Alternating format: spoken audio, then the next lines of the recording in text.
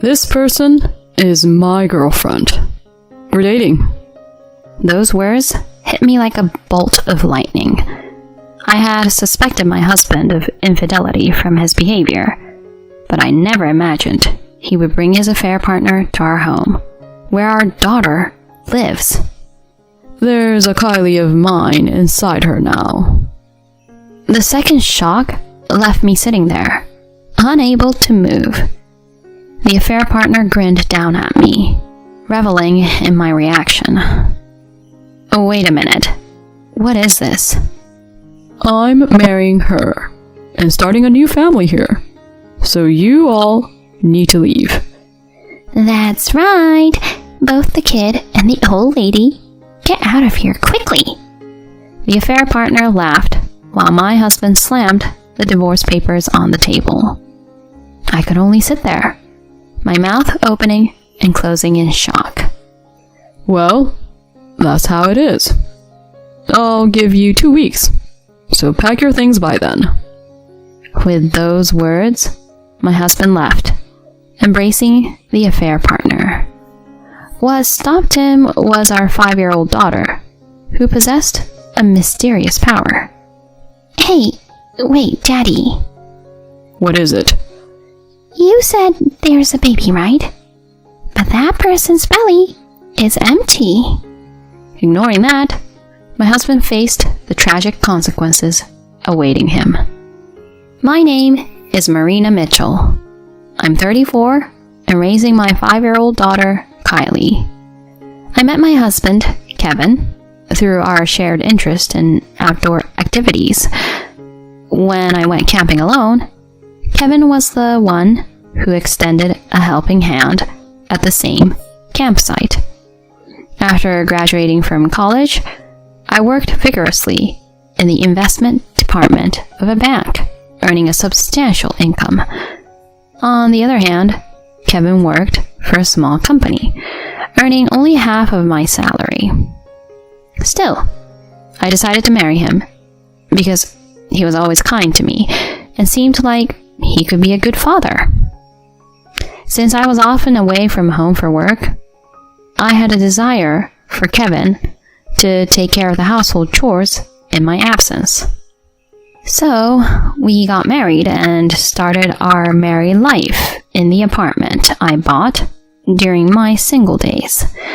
However, I soon realized that desires were just desires. Kevin hardly did any housework.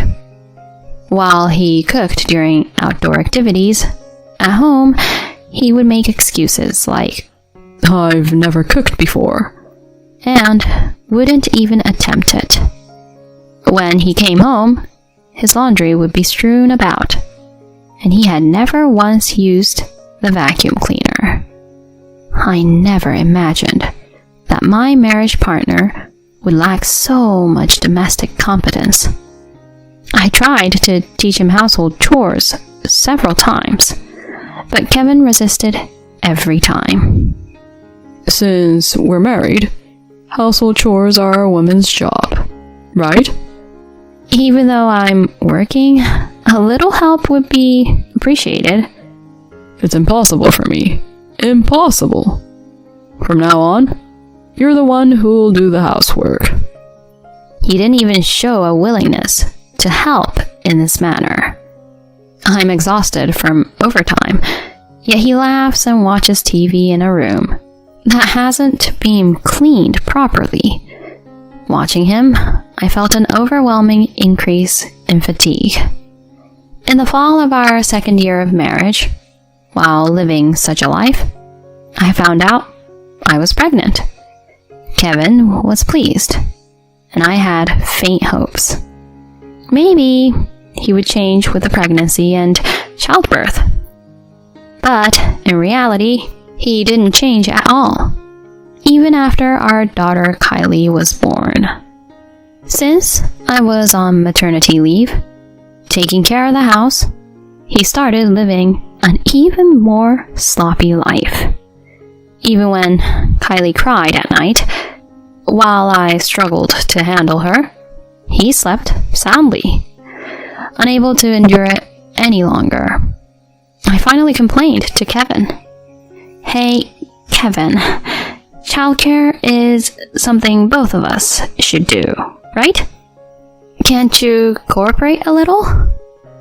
Kevin responded in a tone that seemed to mock me. Huh? Look, raising kids is the wife's job. That's how it's supposed to be. That's not true. My mom has been doing it that way for ages. You're crazy for trying to push such troublesome things onto your husband. Your mom was a housewife. I can't do it alone. Just be quiet and do what you're supposed to do. Don't rely on me. In this way, he wouldn't even change a single diaper for Kylie. The stress built up so much that divorce crossed my mind several times. But each time, I thought of Kylie and refrained. I can't selfishly take her father away. So, I started doing all the household chores and childcare while working. On a different note, I had some strange experiences while raising Kylie. For example, when Kylie was about a year and a half old, we received a lottery spin ticket in the city's shopping district. I had some errands, so I was about to leave without participating, but Kylie vehemently cried when passing by the lottery spin place. When I pulled back the stroller, she stopped crying. When I tried to move forward, she cried again. It was as if she wanted to do the lottery spin. Maybe she sees the spinning lottery as a toy? Well, let's give it a try. With that in mind, I took Kylie to spin the blessed wheel. To my surprise, we won the grand prize. The prize was a large state-of-the-art TV. It was lucky because I was thinking of replacing ours. But the story doesn't end there. When Kylie turned 2, something happened when we tried to ride a swan boat at a large park nearby. Until then, Kylie had been clamoring to ride the duck. But the moment she tried to board the boat, she suddenly became fussy. What's wrong, Kylie? You were so excited about riding it. I don't like it. If I ride the duck, the water will bubble up and it'll be scary. She insisted on not riding, so I decided not to ride the swan boat that day. An hour later, while eating lunch at the same park, there was some kind of commotion at the boat ramp. I hurried over and saw a swan boat half sinking offshore and passengers hurriedly evacuating. It was exactly the boat we were about to board. If I had ridden that one with Kylie, I would have drowned by now. I felt a chill run down my spine. After that, Kylie's mysterious remarks continued. She would say things that sounded like prophecies or even discern someone's secrets. She even said something like this in front of my parents. Grandpa doesn't have money. It seems he spent it on horse racing. When I questioned my father, it turned out he had gambled the previous day and used the household money. And then my father was thoroughly scolded by my mother. This child must have some mysterious power. Over time, I became convinced of this. I tried telling Kevin about it, but he laughed it off, saying, There's no scientific basis for such things. Kylie is already 5 years old. Although I handle all the household chores and childcare, as long as Kylie is with me, it doesn't feel burdensome. I was thinking that we could continue living peacefully. Just when I was thinking that way, shadows began to appear little by little in our peaceful daily life. There's something strange about Kevin's behavior. Until now, when his work ended at 5 p.m., he would come home immediately, and by 6 p.m., he would be lounging around the house. But recently, there have been days when he doesn't come home until after 10 p.m. Moreover, he has started going on business trips, something he had never done before. Inside the house, he always keeps his phone close, and family conversations seem to be of no interest to him. Sensing something amiss, I decided to meet him and ask, "Hey, Kevin, your return has been late recently, hasn't it?" Yeah. Recently, work has been busy. I got transferred to a new department. He has a job too, so I accepted that there might be such things at that time. But after a while, even Kevin's attitude towards Kylie began to change. We were supposed to go to the summer fair in the neighborhood with the three of us that day. Kylie, all prepared in a pretty dress, clung to Kevin's arm. "Hey, Dad, I'm ready. Let's go to the fair." But then Kevin, looking bothered, brushed off Kylie and said, What's the matter? Such a hassle. I'm not going to the festival. Kylie looked surprised, but immediately welled up with tears and started trembling. I quickly embraced Kylie and criticized Kevin. We had plans from before, didn't we? Even Kylie was looking forward to it. Stop whining. I have something to do now. What on earth do you have to do on a night off? Just go to the festival with the two of you. My husband spat out those words and then went off somewhere in a hurry. In the end, I went to the festival with Kylie alone. At first, Kylie was disappointed, but she seemed to have used her mysterious ability to win the toy she wanted in a drawing, and her mood improved. That toy looked just like a real mobile phone and could take photos and record audio. While I smiled, watching over Kylie deep down, I held a grudge against Kevin. And then, just 3 days later, in the evening as Kylie and I spent time together, Kylie, playing with the toy she won at the festival, suddenly looked up. "Mom, a visitor is coming." "Huh?" And just 1 minute later, Kevin returned home. Behind him was a flashy-looking woman I didn't recognize.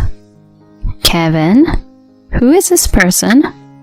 "Wow, so this is your house, Kevin.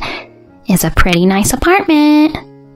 Ignoring what I said, the woman boldly entered the house. Meanwhile, my husband hugged the woman's shoulders and said something. This is Olivia Adams. We're dating. Those words hit me like a bolt of lightning. I had suspected infidelity from my husband's behavior, but I never expected him to bring his affair partner, the person herself, into our home with our daughter. Hey, what are you saying in front of Kylie? Kylie, listen carefully. Right now, Olivia is carrying my child. Faced with the second shock, I involuntarily sat down, overwhelmed. The woman, Kevin's affair partner, looked down with a smirk at my state. Wait a minute. What is happening? I'm getting married to her, and we'll live here as a new family. So you guys, get out. That's right. Both the kid and the old lady get out of here, quickly. His affair partner smirks and laughs as he slams the divorce papers on the table. I could only sit there with my mouth agape. Well, that's how it is. I'll give you 2 weeks. Pack your things by then. He said that and tried to leave, hugging Olivia. What stopped him was Kylie. who possessed a mysterious power. Hey, wait, Dad. What is it? You said there's a baby, right? But that person's belly is empty. Huh? Kevin and Olivia exchanged glances, looking uncomfortable, and then looked at Kylie. What is this child saying? Having a daughter like this is disgusting. I'll discard her and make a new one. Stop saying such things to Kylie. I shouted while holding Kylie, but the two left the house together. In the quiet room, Kylie looked at me and said softly, Mom, we don't need a dad like that anymore, right? It's okay, so let's live together, just you and me. Kylie. Holding my daughter again, flames were burning fiercely in my heart. You betrayed the family and impregnated that woman, so get out. I won't forgive this. I will definitely show them a thing or two. I started taking action from the next day. And then, 2 weeks later, after Kylie went to sleep, our house door was being knocked on loudly. Standing outside was Kevin, his face flushed. Yes, what's the matter? Just open the door. We need to talk. In the living room, Kevin was suddenly yelling at me. What the hell do you think you're doing? Sending a certified letter to my workplace?